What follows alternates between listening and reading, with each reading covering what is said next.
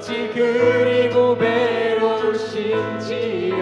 나의 생각보다 나의 뜻보다 더 크고 놀라우신 부모님 하나님이여, 나를 살피사 나의 마음을 다시오니 나를 영원한 길 인도하소서.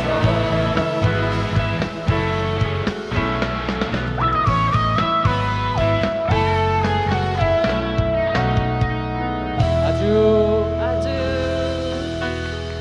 네, 준비 찬양을 해준 찬양팀에 큰 박수 부탁드립니다. 그러면 오전 강의에 이어서 오후 2부 강의를 해주실 이기식 한민족 선민대사사시 TFT 사무국장님을 모시겠습니다. 큰 박수로 부탁드립니다.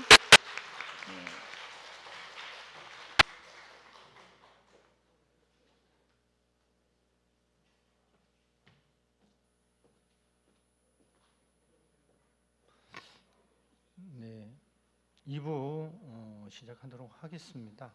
그래서 1부에서는 말씀드린 대로 이게 저는 아까도 1부에서 좀 말씀을 드렸었는데요. 한민족, 선민, 어머님 말씀 주시고 나서 저는 한민족의 선민의 민족성이라고 하는 부분들이 참 정리가 명확하게 되어 있는 줄 알았는데 이게 정리가 안 돼 있더라고요.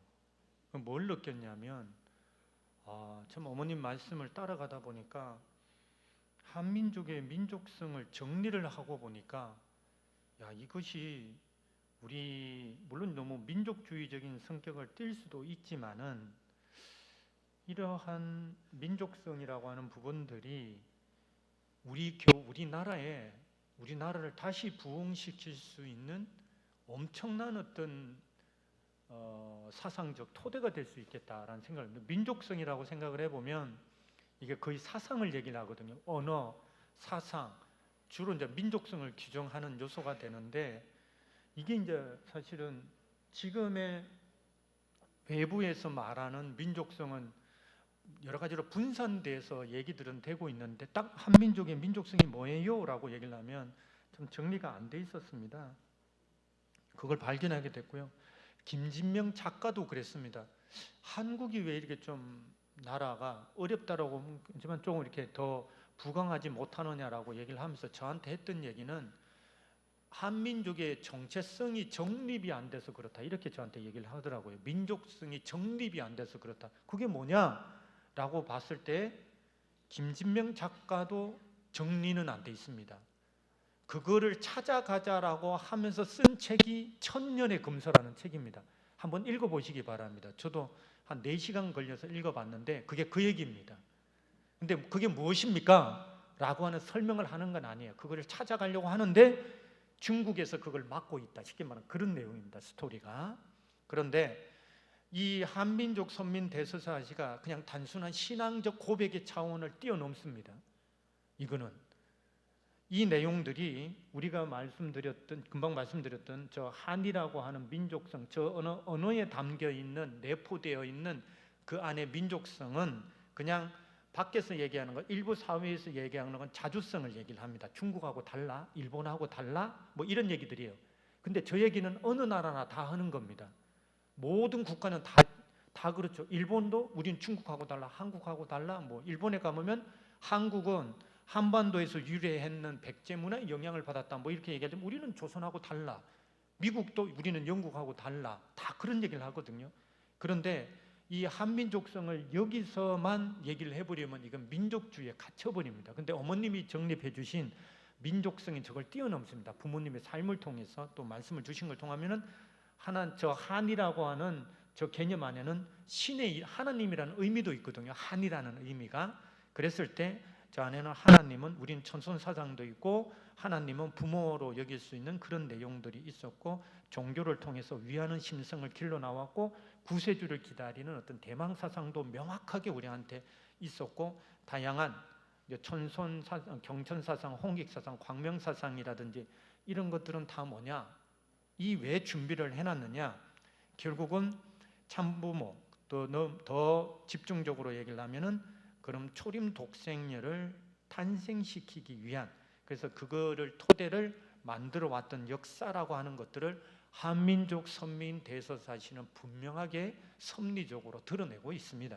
그런 가운데 이제 저런 준비가 끝나고 기독교가 연결이 되고 또 재림 메시아가로서의 어떤 소명적인 것을 받으시고 탄생하시고 소명 받으시고 출발이 되고 이제 하나님의 섭리는 어디를 향해서 가고 있냐면 독생녀를 맞기 위한 것인 거죠. 요한계시록 19장부터 22장까지 그거는 한번 집에 가셔가지고 읽어보세요.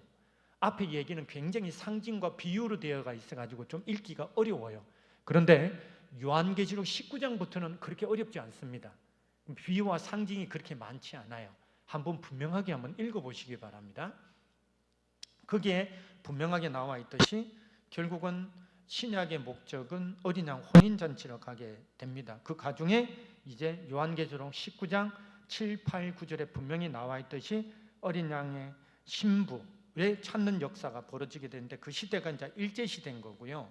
그 다음에 일제시대라고 하는 부분들은 이렇게 아시다시피 신사참배라든지 이런 것들이 있어서 기독교에서는 저거를 우상숭배라 그래가지고 저걸 믿지 않고 또 피해서 신령 그룹들이 형성이 됩니다.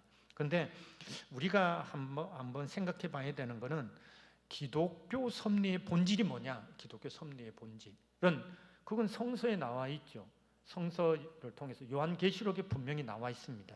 원리적으로는 참부모 이상인 것이고 성서적으로는 어린 양 혼인잔치를 향해서 가는 그 역사 속에서 출발이 되고, 그리고 중세 기독교가 예수님의 십자가 사랑이 실천이 안 되니까 왕과 교황이 늘 싸우면서 종교가 개혁의 상태로 도달을 하면서 그것이 프로테스탄트 운동을 거쳐서 미국 청교도 그리고 미국의 대각성 운동을 거쳐서 한반도로 전래가 됩니다.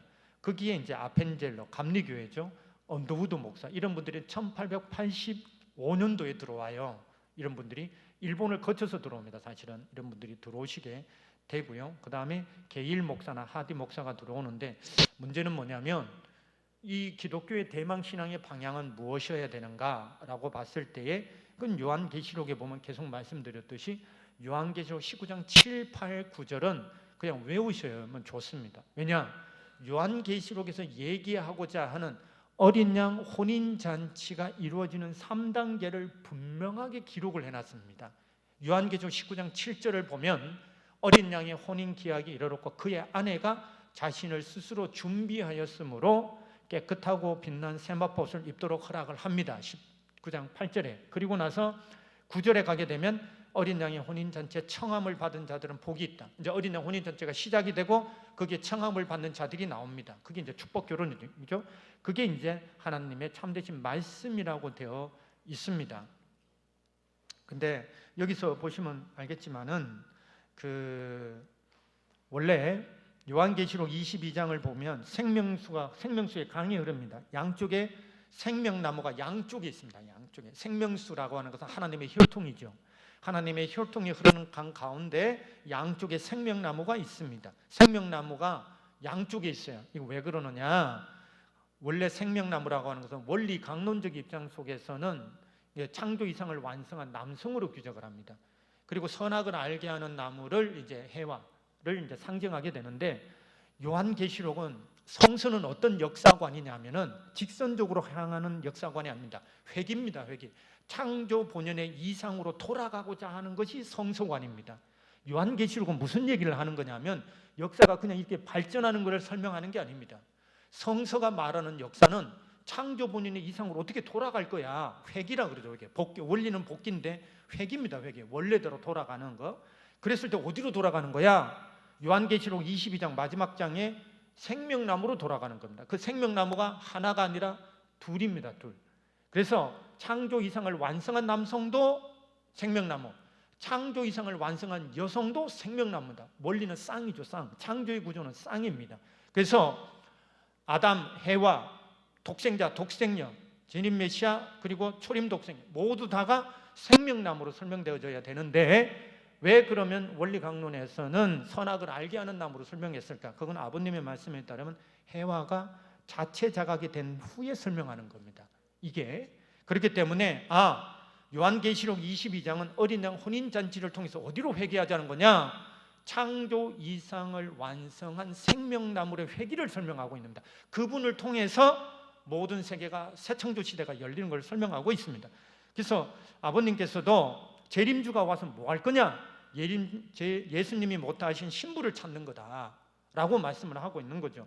그 다음에 71년도도 그렇게 말씀하셨습니다. 예수님은 독생녀를 못 만났기 때문에 재림하는 거다. 와서 뭐하냐? 어린 양 혼인잔치를 할 거다. 결국은 섭리의 목적은 이렇게 보면 어린 양 혼인잔치, 그리고 그를 위해서 역사적으로 제일 중요한 탄생이 뭐냐? 그게 독생녀인 겁니다. 초림 독생녀가 탄생을 해야 되는 거죠. 그래서 기독교의 대망은 참부모 대망입니다. 원래대로 생명나무 신앙으로 돌아가야 되는 거죠. 이게 그런데 초림 독생녀를 대망해야 되고 재림 메시아를 대망해야 되는 거죠. 그리고 그러면 하나님이 왜 그러면 저렇게 한민족을 통해서 저런 민족성을, 선민의 민족성을 왜 길러줬냐? 참부모를 기다리게 하는 거죠. 또 하나는 성서적으로 보면 독생녀를 기다리게 하는 겁니다. 초림 독생녀에 대한 거예요. 궁극적으로는 그렇습니다.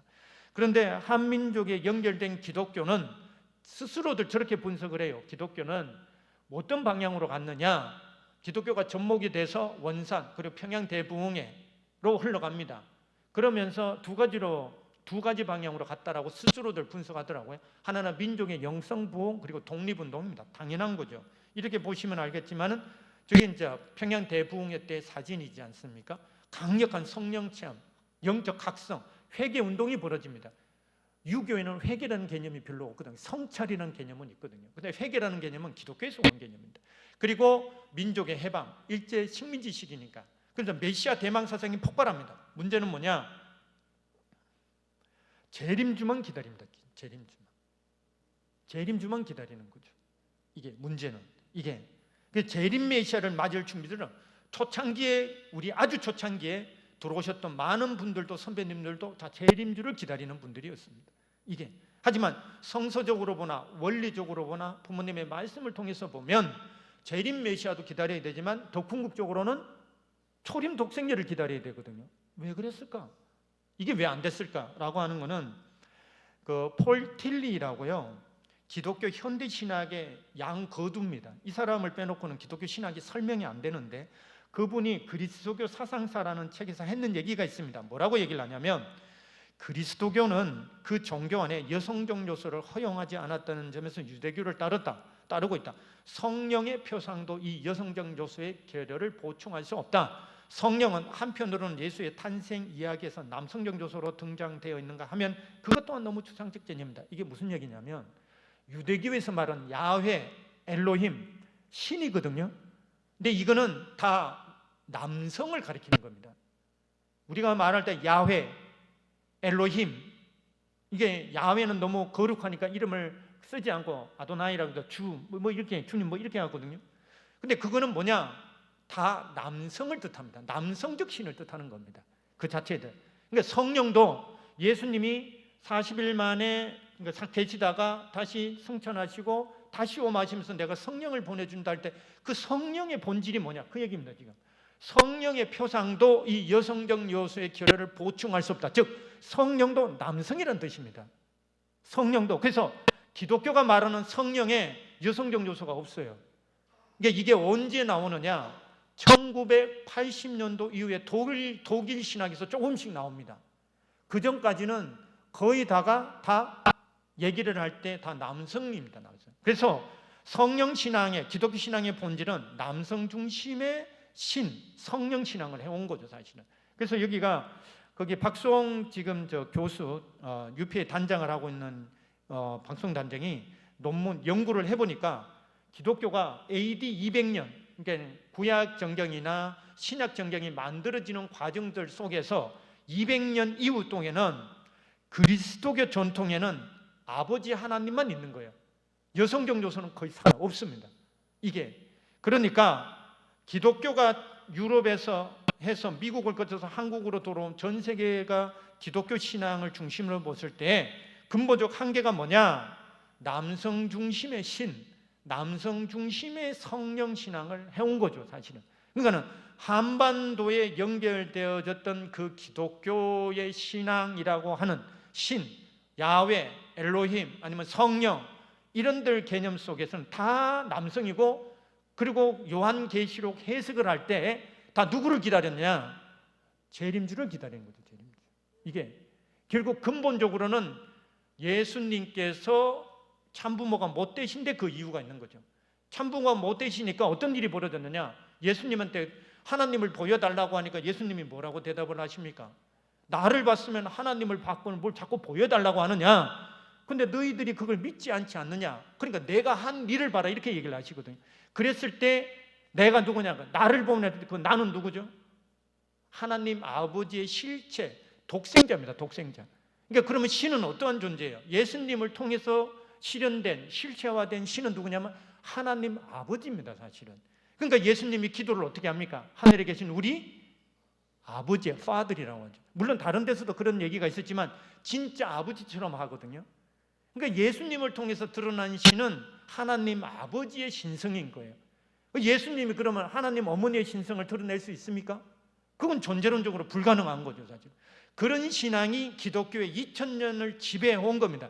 그런 기독교가 18세기 후반부터 개신교 19세기 거의 2000년 만에 한국으로 들어온 거죠, 사실은. 그게 19세기 말인 거죠. 1885년도, 1784년에 캐톨릭이 들어왔다가 핍박을 받다가 들어온 개신교도 다 이런 신앙을 갖고 들어온 겁니다, 사실은. 이게 그렇다 보니 한국의 기본적으로 기독교가 갖고 있는 그 신앙적 본질 속에서는 이게 재림주 신앙만 있지 초림 독생자에 대한 신앙은 없는 거예요. 이게 그런 가운데 한반도에 전례가 됐죠.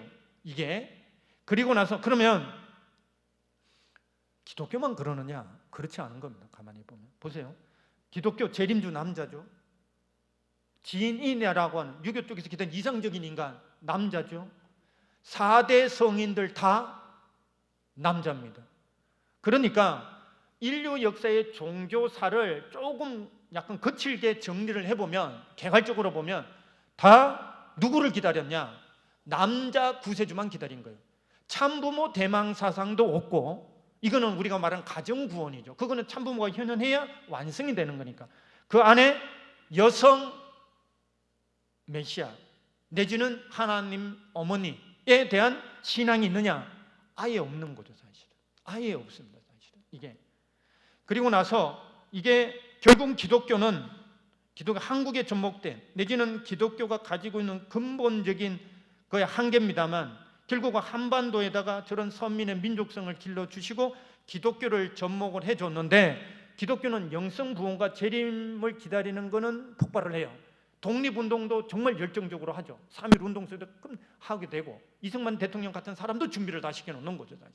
근데 뭘 못했느냐라고 보면은 남성 중심의 어떤 성령 운동으로 독생리를 대망하는 신앙에는 실패합니다. 그런 것들이 어디도 흔적이 안 보여요. 그 자체가 그런 신앙의 형태가 없는 거죠, 사실은. 그런 상황들 속에서 하나님은 그러면 지금 요한계시록에 나와 있는 것처럼 그러면 어린 양의 혼인 계약이 이르렀고 그의 아내가 준비시켜서 어린 양 혼인잔치를 해야 되는데, 그럼 기독교가 그런 책임을 해야 되는데 그런 신학과 신앙은 아예 없는 거죠. 제로에 수렴됩니다. 흔적이 보이지 않아요. 그러면 하나님은 어떻게 하셨느냐? 그러니까 준비된 개신교 주류교파, 즉 장로교, 감리교입니다, 사실은.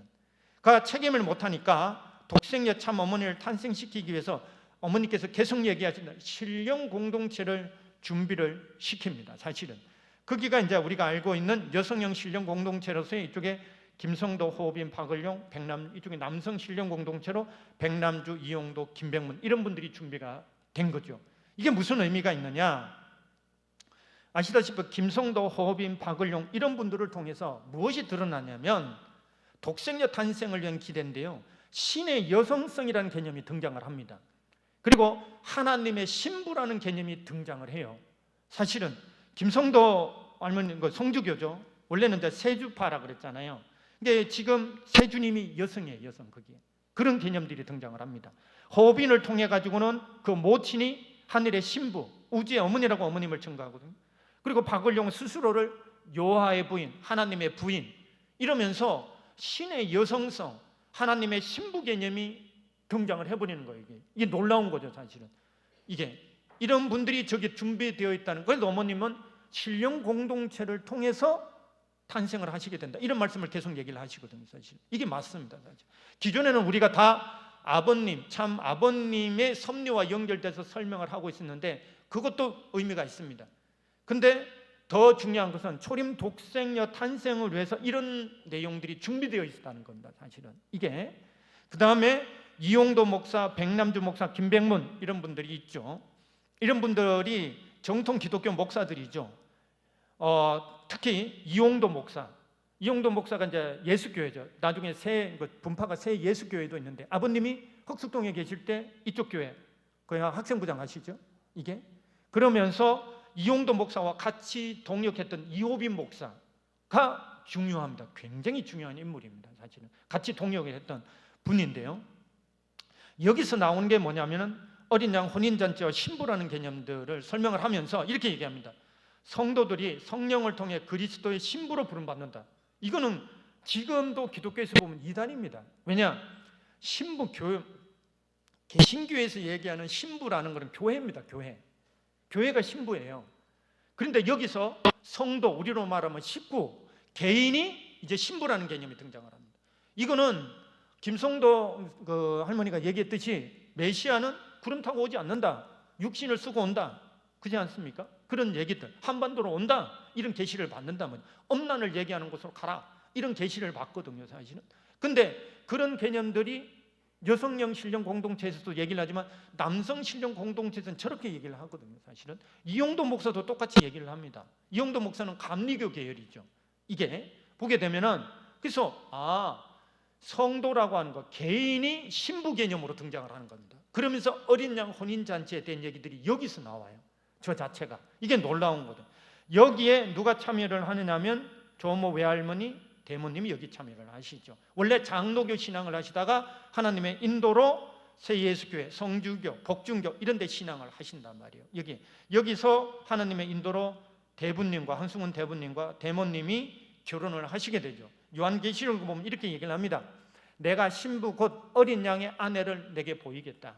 이건 계시거든요. 어린 양의 아내 곧 독생녀죠.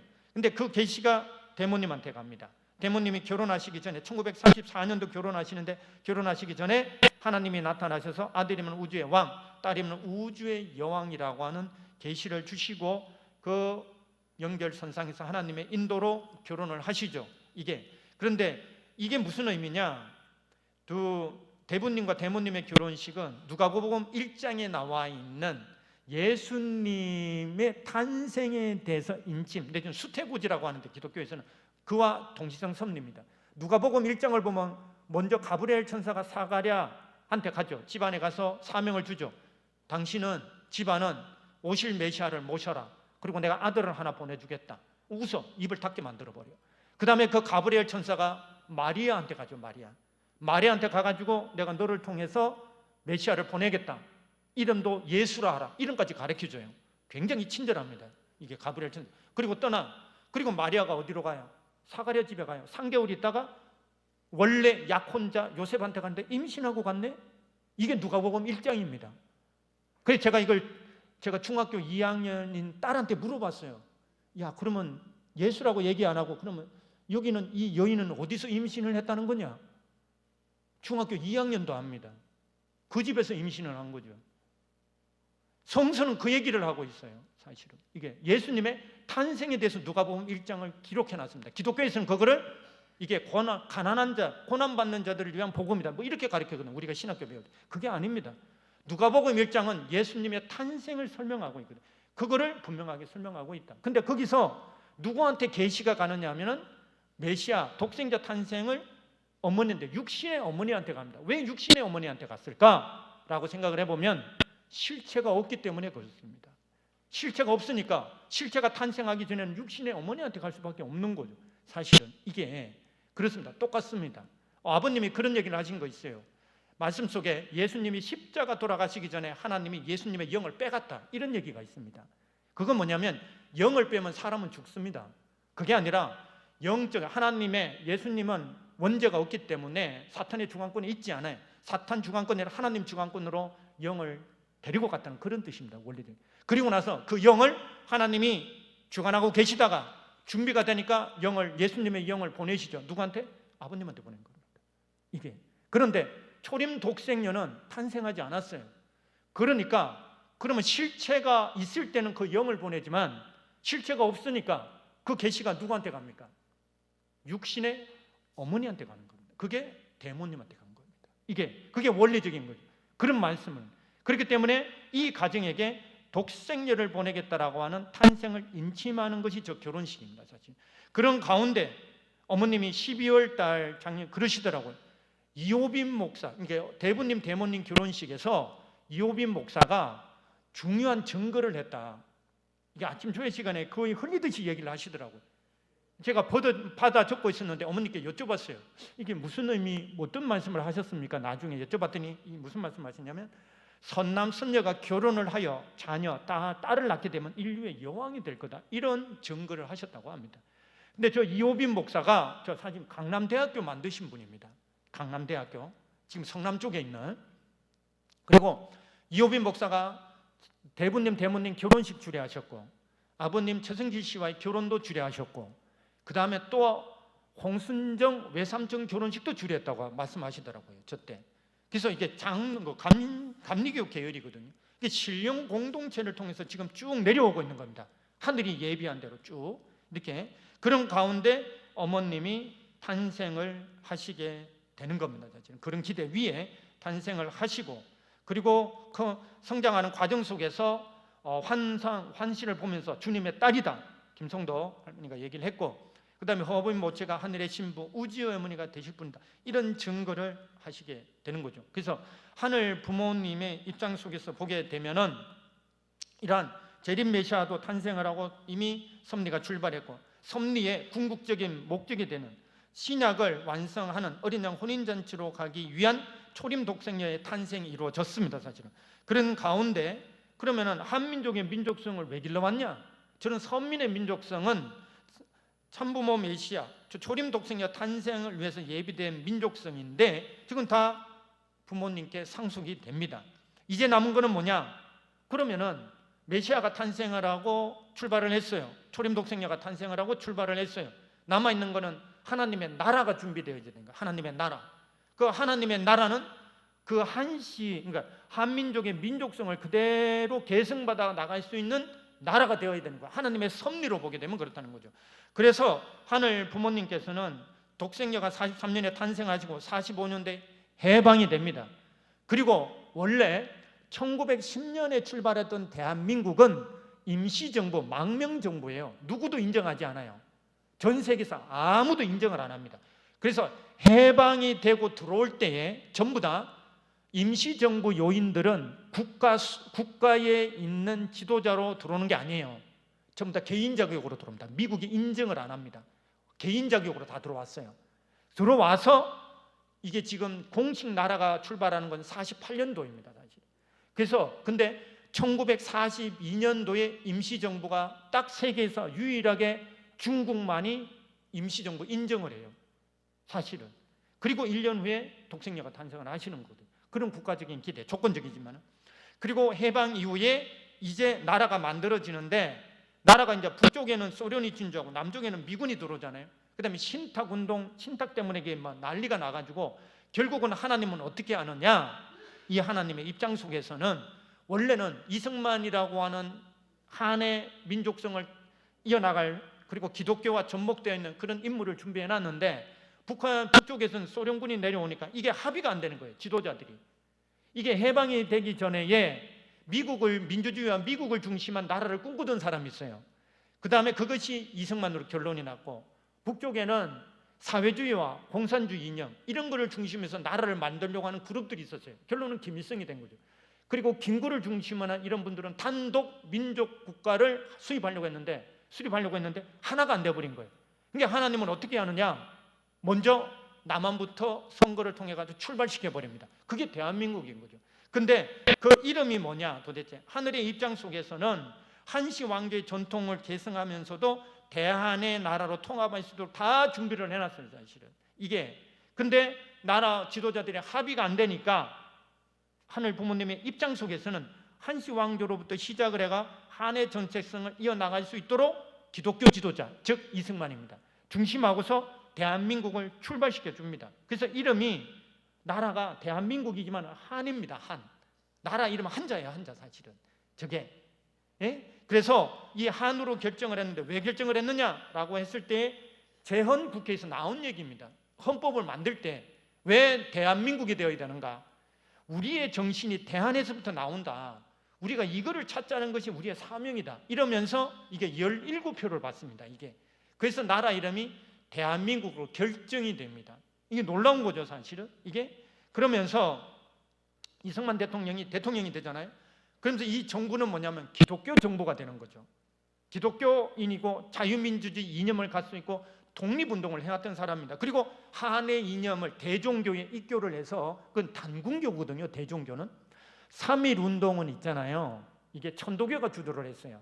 또 하나는 저쪽 북쪽에서는 대종교가 주도를 했습니다. 사실은. 그래서 이승만 대통령은 한의 이념을 상속받는데도 참여를 하고 기독교인으로서 지금 이승만 대통령의 스승이 우드로 윌슨 1913년부터 21년까지 미국 대통령이에요.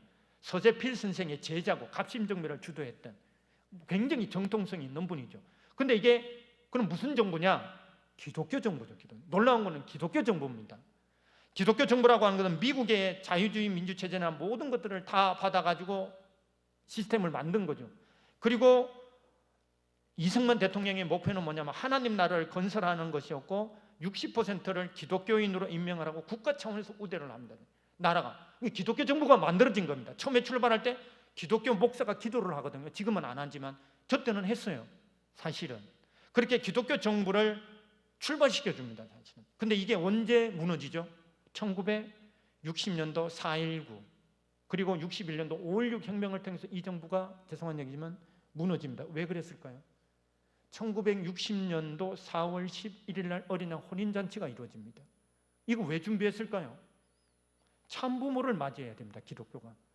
근데 받아들이지 않고 핍박을 하니까 그 정부가 원리 강론 개념으로는 확청섭리입니다. 외부에서 힘이 내부에서 정리해버리는 겁니다. 국가가 정리되는 거죠. 사실 참부모를 받아들이지 않으면 그 정부가 하늘이 준비를 해놔도 정리해버리는 겁니다. 하지만 준비를 나라를 국가 기독교 정부를 출발시켜 주는 거죠. 그때에 어머님은 북한에 계셨고 3대가 내려옵니다. 사회주의 국가에서는 신앙이 안 되니까 하늘이 남쪽으로 인도하시고 홍순전 외삼촌을 통해서 다 연결되게끔 만들어 주시고 그리고 6.25를 경험을 하시죠. 어머님이 눈물을 진짜 흘리시더라고요.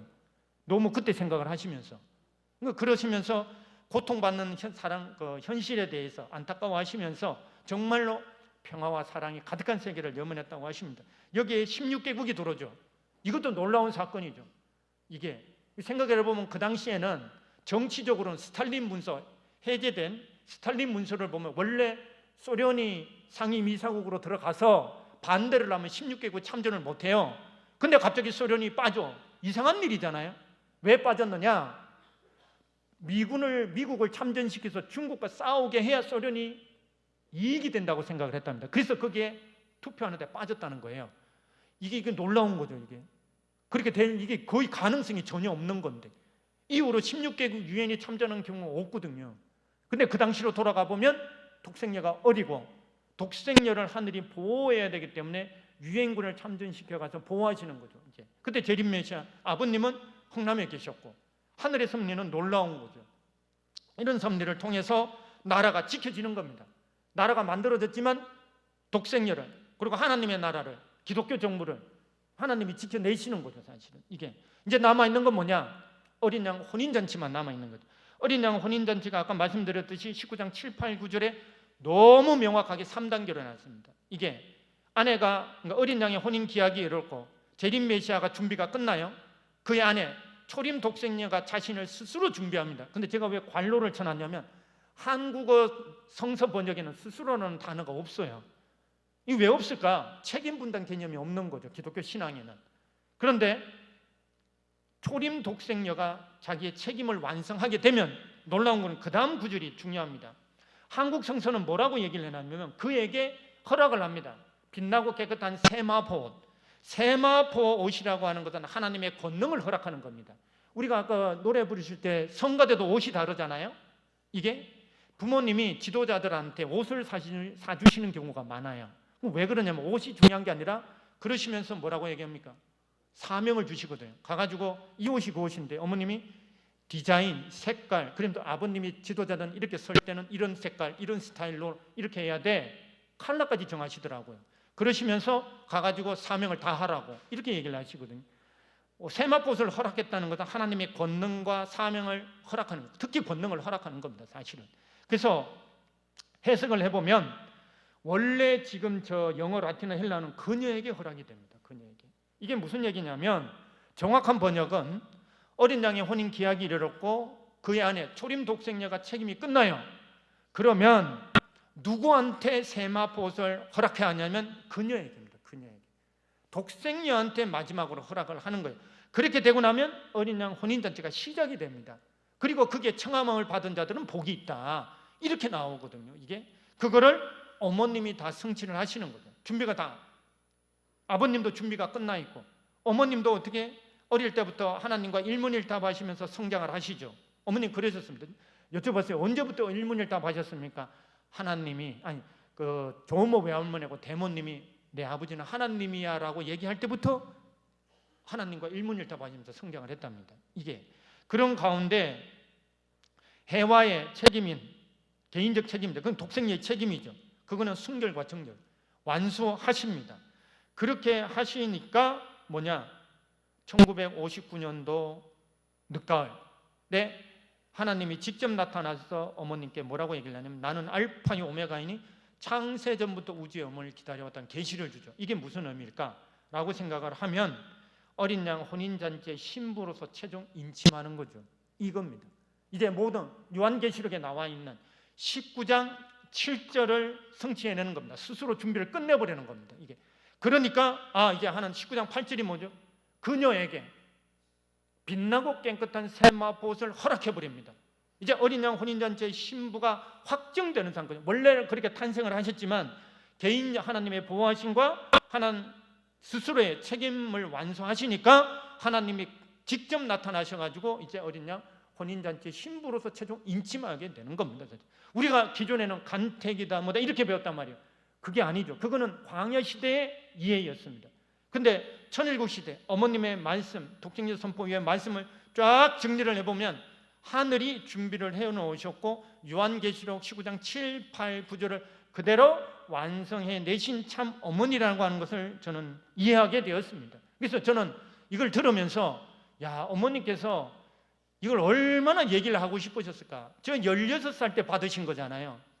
16살 때 하나님으로부터 받은 저 계시를 정말로 얘기하고 싶으셨고 설명하고 싶었고 누군가가 이걸 들었고 인정해주고 이거를 증거해주기를 얼마나 기다렸을까라고 하는 것들을 참 많이 느끼게 되었습니다. 사실은.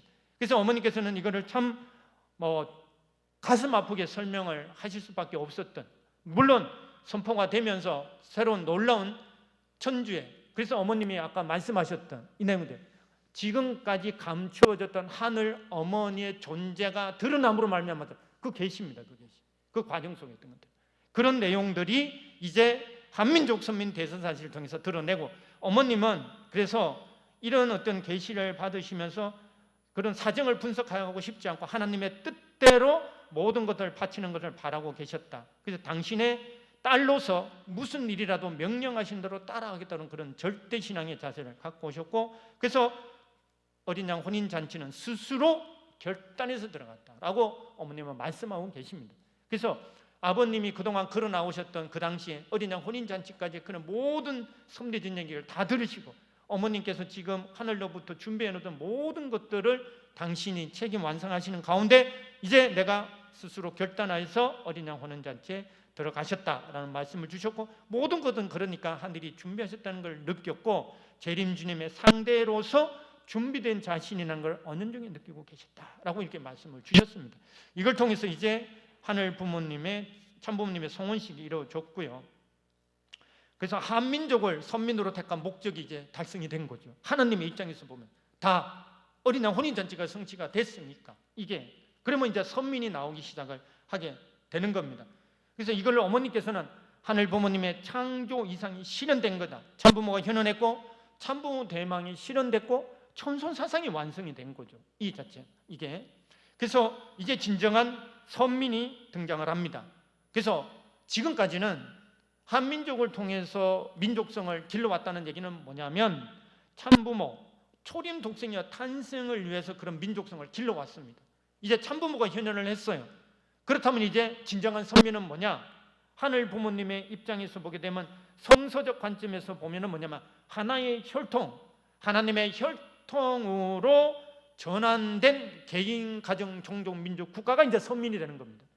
이게 이렇게 보면은 전 세계 194개국의 선교가 나가 있는데 이게 전부 다 선민의 나라가 된 겁니다. 사실은. 그래서 한민족이 선민이라는 얘기는 뭐냐면 축복 가정이 선민이라는 대전제 속에서 참부모와 초림 독생녀가 탄생하기 위해서 예비된 의미에서의 선민입니다. 한반도는 축복 가정들은 다 똑같은 선민인 거고, 그럼 다른 나라들은 뭐냐? 참부모 메시아를 받아들일 수 있도록 예비된 민족이라는 거죠. 이게 원리적으로는 아벨적 민족성이 다 있다는 겁니다. 이게 그래서 하늘 부모님께서는 다 준비를 해 나오신 거죠. 우리 종교가 있다는 얘기는 하나님을 믿고 참부모를 받아들일 수 있는 그러한 민족성을 길러 나왔다는 것들입니다. 그런 가운데 어머님께서는 이제 축복 가정들은 선민이라는 말씀을 공식적으로는 2019년도 말씀 속에 나와 있습니다. 부터 이제 축복 가정이 선민이다라는 말씀을 가장 주고 계십니다. 그래서 한민족 선민이라는 개념이 뭘까를 생각을 해보면 한민족 선민, 그게 지리적 개념을 어머님은 뛰어넘고 계시죠. 어머님이 주신 말씀을 생각을 해보면 그건 뭐냐면 저 한이라는 것은 하나라는 뜻도 있고 하나님이라는 뜻도 있고 어머님 성씨가 포함이 되어 있죠. 상징적으로. 그렇기 때문에 한민족 선민이라는 개념을 우리는 어떻게 이해를 해야 되냐면 하늘 부모님 중심한 하나의 민족, 참부모 중심한 하나의 민족으로 이해하는 것이 맞습니다. 단순하게 지금의 어떤 지리적인 이 한반도라거나 땅을 중심으로 해석을 하면 이거는 특공적 개념인 거죠. 그게 아닌 거죠. 이게 분명히 그런 뜻이 아니다라는 것들인 거고요. 그래서 부모님께서는 어린 양 혼인 하늘이 이끌어 오셨던 그런 섭리 가운데 탄생하시고 또 초림 독생녀 참 어머님의 책임 완성으로 인해서 요한계시록 19장 7절이 성취가 되고 그 다음에 8절 넘어서 이제 어린 양 혼인 잔치가 성취가 되는 요한계시록 19장 9절이 성취가 된 겁니다. 그래서 이제 선민이라는 개념은 이거는 바로 뭐죠? 요한계시록에 계시된 선민의 사상을 완성해 버리는 겁니다. 하늘 부모님이 길러 나오신 선민의 민족성을 그대로 정립하셨고 그 다음에 요한계시록에 나와 있는 선민이 뭐냐 도대체 그 선민의 사상을 성취해 버리십니다. 요한계시록에 나와 있는 그 계시 누구도 그렇게 해석하지 못했던 참부모를 중심으로 한 그런 계시록의 내용을 어린 양 혼인 잔치를 통해서 성취해 버리시는 거죠. 선민의 사상도 완성시켜 내십니다. 그리고 부모님의 위대성은 뭐냐? 선민의 민족성을 세계로 확산시켜 나가시면서 참부모와 하나 된 선민을 세계적으로 확대시켜 나가시는 거죠. 그 가장 핵심적인 게 뭐냐? 우리가 알다시피 이런 종교도를 통해서 위하여 사는 심성을 형성시켜 오셨지만은 더 나아가서 부모님께서는 이게 축복 결혼식을 통해서 뭐를 완성시키시느냐? 우리가 민족성경에는 우리는 하나님의 자손이다, 구세주를 기다리고 많은 종교들을 통해서 위하여 사는 본성과 심성을 형성시켜 오셨죠. 민족성을 길러온 겁니다. 근데 그것이 더 확산시킨 게 뭐냐? 교차교체 축복 결혼입니다. 이게 무슨 의미냐? 예수님이 원수를 사랑하라 그랬어요. 구약은 내 이웃을 내 몸같이 사랑하라입니다. 근데 예수님의 원수를 사랑하라는 그 원수는 개인적 원수에 가깝다고 학자들은 해석을 합니다. 그런데 예수님이 완성시킨 그 원수를 사랑하라라고 하는 그건 어디서 실현된 거냐? 십자가에서 실현됩니다. 그럼 뭐를 못 넘어섰느냐? 타락한 세계에서 2000년의 역사 속에서. 그러면 민족적, 종교적, 국가적, 인종적인 타락한 세계에서의 원수 개념을 우리가 극복을 못 해낸 겁니다. 그런데 교차교체 축복 결혼을 통해서 하늘 부모님을 중심하고서 종교, 국가, 민족, 인종을 극복하는 참사랑을 실현해낸 겁니다. 그 대표적인 게 교차교체 축복 결혼인데, 그래서 예수님이 완성하고 싶으셨던 원수를 사랑하라라고 하는 부분들을 어떡하지? 인종, 국가, 민족 모든 걸 총괄해 가지고 국가적, 세계적, 천주적까지 구원해 내시잖아요. 우리가 조상회원식 축복식을 하잖아요. 천주까지 구원해 내시는 그런 데까지 확산시켜 나가는 것들입니다. 그러한 것들이 선민의 민족성을 토대로 해서 참 세계화, 천주화 시켜버리시는 거죠. 놀라운 겁니다, 사실은 이게. 그리고 나서 저렇게 경천, 홍익, 광명 사상을 부모님께서는 애천, 애인, 애국으로 다 보편화, 일반화 시켜버리십니다. 하늘을 사랑하고 인간을 사랑하고 나라를 사랑할 수 있는 그런 토대를 다 만드시고 실체로 보여주시고 그러한 내용들을 전 세계로 확산시켜 나가십니다.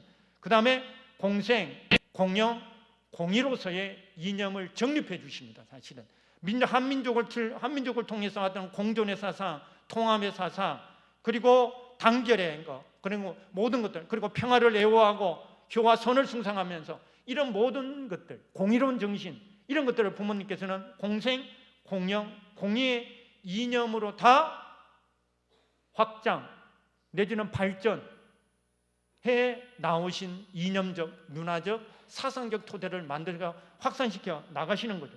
그러한 내용들이 우리가 잘 알다시피 부모님의 복귀 선조 속에 다 녹아 있고요.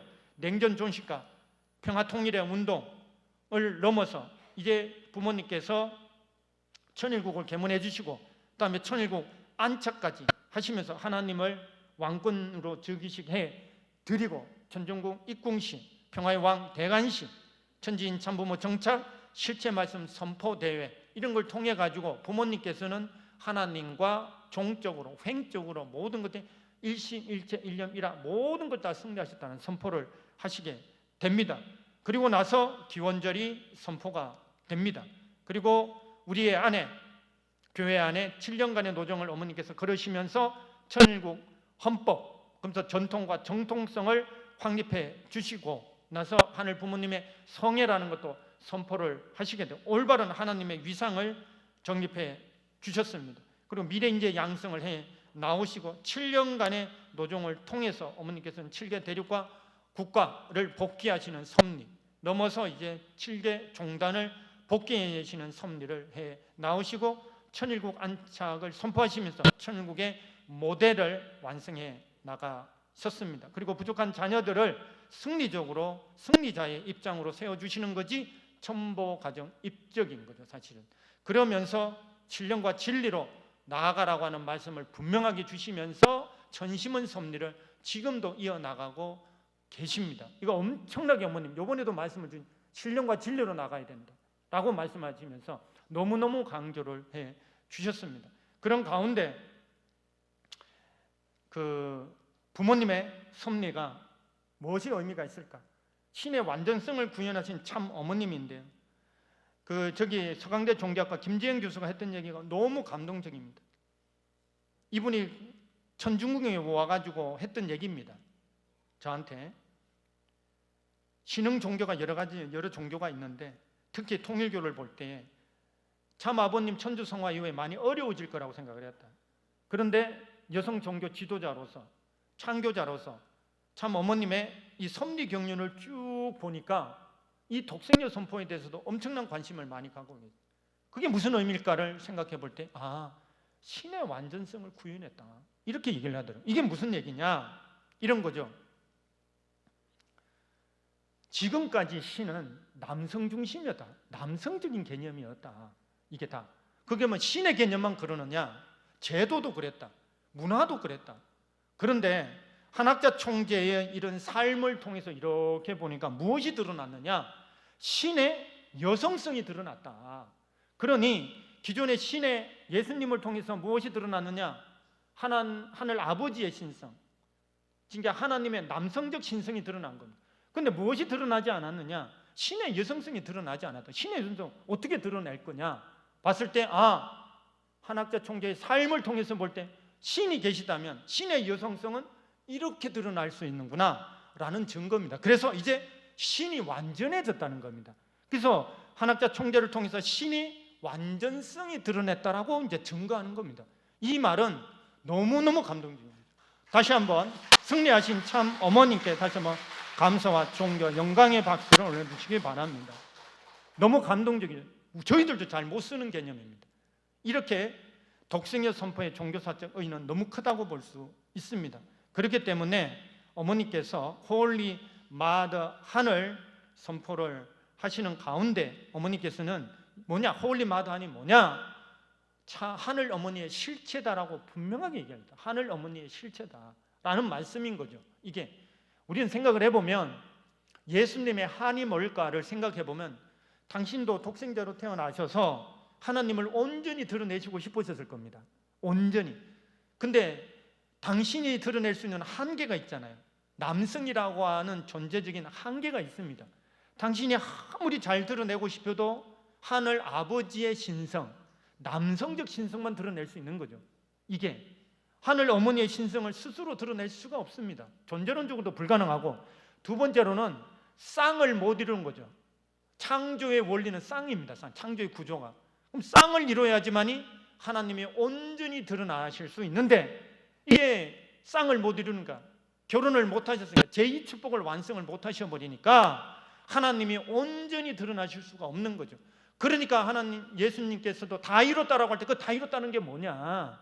신성적 측면에서 보면 하늘 아버지의 신성, 신의 남성성을 드러내는 데는 내가 성공했다, 그 얘기입니다. 그거를 구원론적으로 보면 영적 구원이다, 이렇게 설명하는 거죠. 근데 뭐가 안 드러났느냐? 신의 여성성, 하늘 어머니의 신성은 뭐냐 도대체?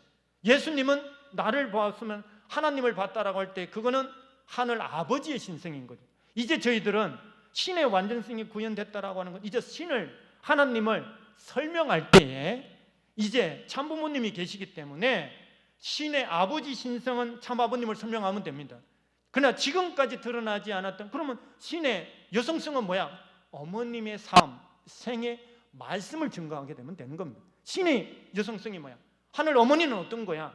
라고 설명할 때 부모님의, 어머님의 삶을 설명하는 건 되는, 증거하면 되는 거예요. 그러니까 어머니께서는 당당하게 홀리 마더 한이 뭐야? 하늘 어머니의 실체다, 실체. 어떤 분이 어머니께 그랬어요. 어머님은 반신 반인 같습니다, 이렇게 설명한 적이 있어요. 반은 신이고 반은 인간입니다. 어머님이 뭐라고 얘기를 하셨냐면, 아니야, 실체야, 실체.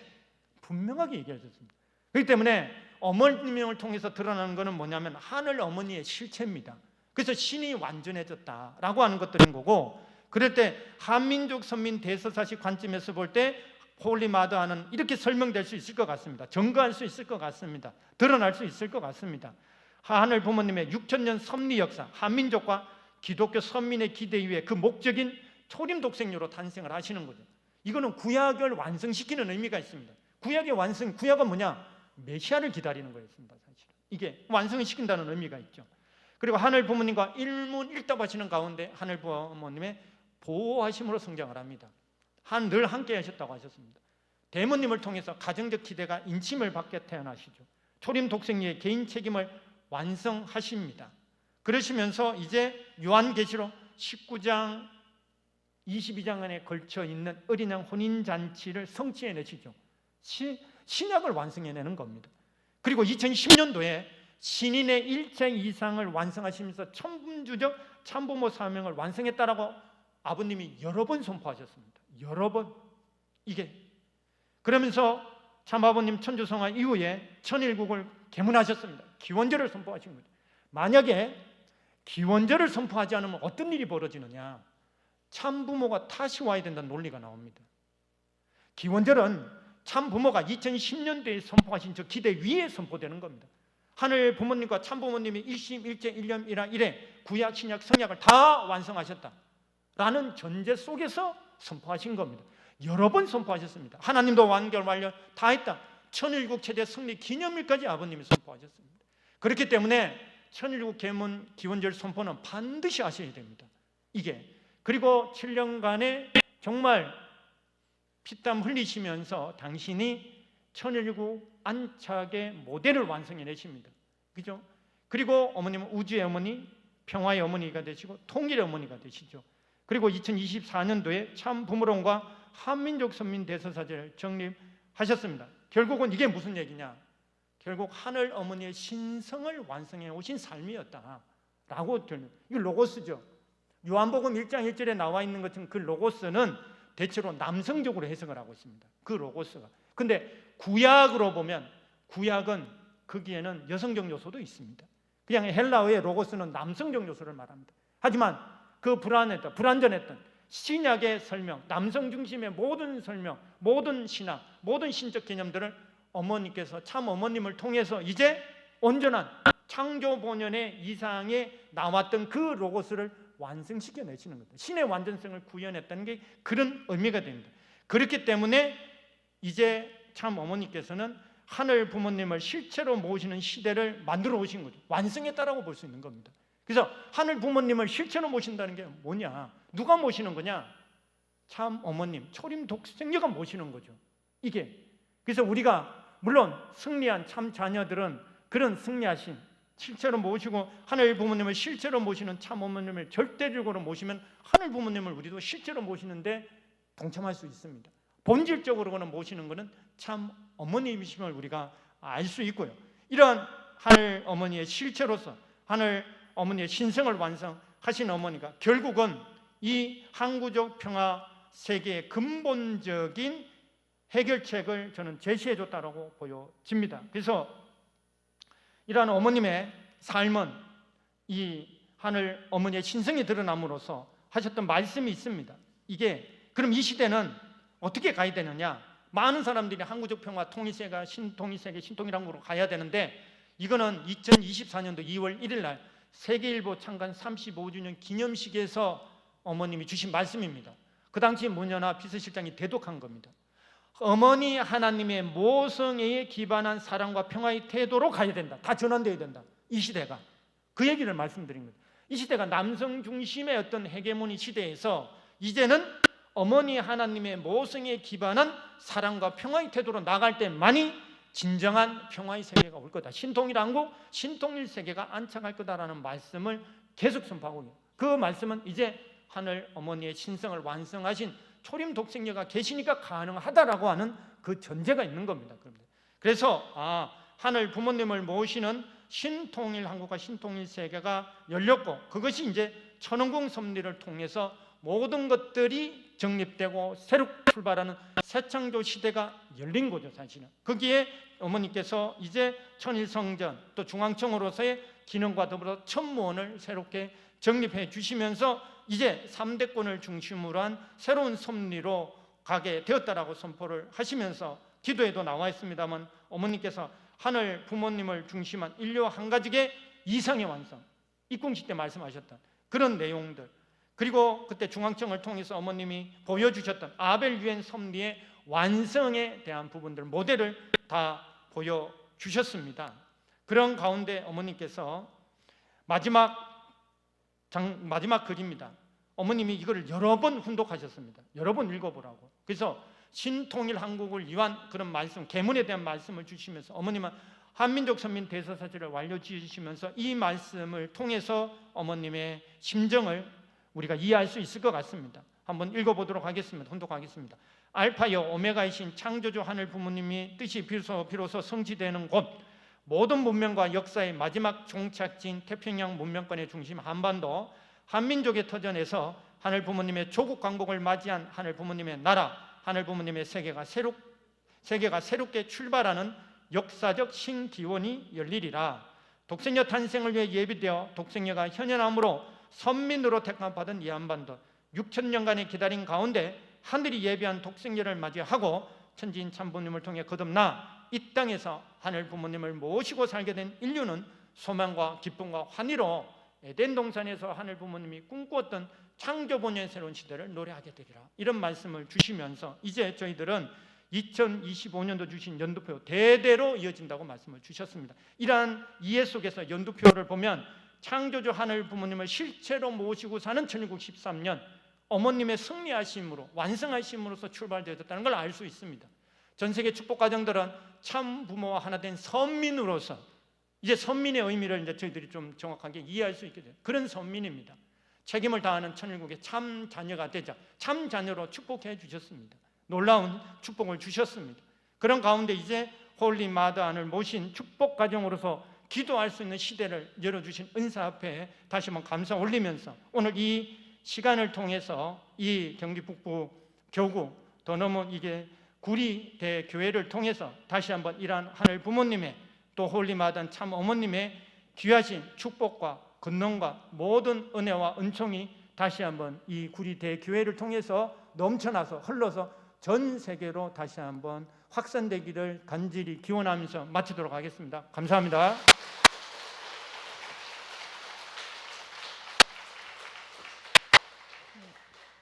다음은 결단의 찬송 다 함께 일어나셔서 하시겠습니다.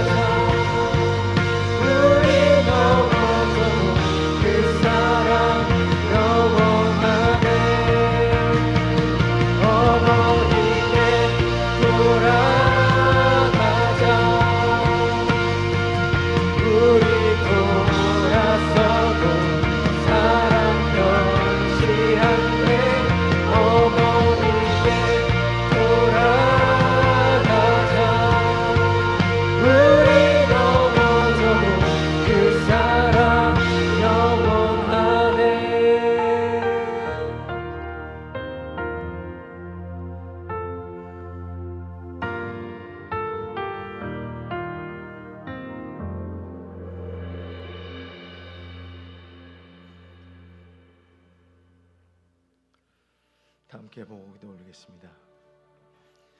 고맙고 감사하신 하늘 부모님, 사랑 없는 천지인 참 부모님, 6천년 만에 보내주신 초림 독생녀 참 어머님을 중심 삼고 하늘 부모님의 섭리의 완성이자 인류 역사의 완성인 천원궁 천일성전 입궁식이 은혜롭게 잘 마무리가 되어가고 있습니다. 참으로 감사합니다. 저희가 흘려야 할 피와 땀과 눈물을 참 어머님 흘러주시고 그 험한 길 걸어오셔 승리해 내셨습니다. 저희들 마음속 깊은 곳에서부터 참 어머님을 향한 사랑, 그리움, 감사, 그리고 책임 다하겠다라고 하는 그러한 결의를 오늘 이 시간을 통해서 저희들이 가질 수 있도록 인도하여 주시옵소서. 한민족 선민대에서 사시는 참으로 우리에게 환경권을 넓혀가기 위한 축복을 허락하신 귀한 말씀과 내용인 것을 오늘 이기식 사무국장님의 말씀을 통해 다시 한번 깨닫게 되었사옵니다.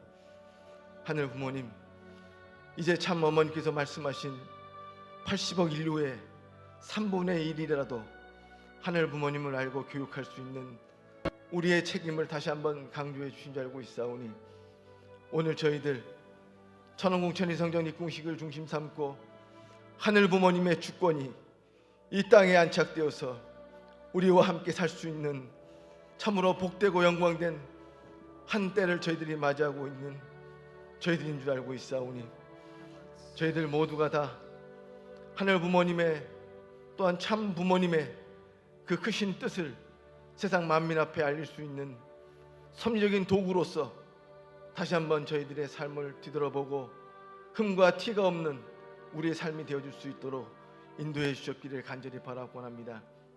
이제 우리에게는 전도와 축복 그리고 우리 자녀들의 미래 세대들을 잘 양육해서 하늘 부모님의 섭리를 더욱더 크게 확장시켜 나가는 것이 바로 오늘 저에게 주신 책임인 줄 알고 있사오니 오늘 이 시간 다시 한번 저희들 전도, 축복, 미래인재 양성이라고 하는 이 세 가지의 하늘 부모님의 뜻을 이루기 위한 정책들을 저희들이 가슴에 품고 하나된 마음으로 참 어머님 모시고 승리해 나가는 우리 구리 대교회가 되고 부천교회가 되고 포천교회가 되고 동두천교회가 되고 또 우리 모든 축복 가정들이 되어줄 수 있도록 인도해 주셨기를 간절히 바라고 원합니다. 하늘 부모님, 그러기 위해서 저희들을 위해 하늘 부모님 축복해 주시옵소서. 저희들이 더욱더 건강하게 나갈 수 있도록 인도해 주시고 저희들이 물질적인 궁핍함이 아니라 물질적인 축복을 통하여서 더 하늘 부모님 앞에 영광 돌 수 있는 저희들의 책임 다하는 모습이 되게 도와주시옵시고 저희들 가운데 관계가 어려워서 신음하고 있는 시부님들도 있는 줄 알고 있사오니 관계 회복이라고 하는 축복을 통해서 부부가, 부모와 자녀가, 형제가, 우리가 이웃과 더불어 하나 된 그 모습을 가지고 하늘 부모님 뜻을 더욱더 확장시켜 나가고 승리해낼 수 있는 우리 모두가 될 수 있도록 인도해 주셨기를 간절히 바라고 합니다. 부디 참 어머님 성체 건강하실 수 있도록 저희들 늘 기도하고 정성들게 싸우니 하늘 부모님이 축복하여 주시옵소서. 그리고 이제 3대권이 출발되어서 이제 신출 신흥 선교사님께서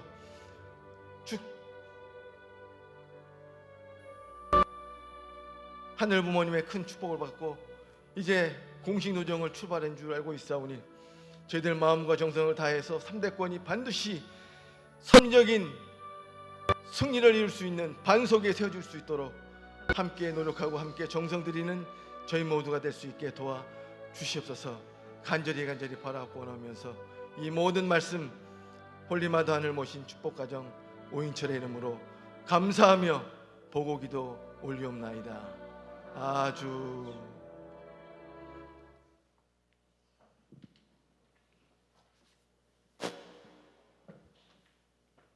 네, 그러면 하늘 부모님과 천지인 참 부모님께 경배하겠습니다. 차렷 경배.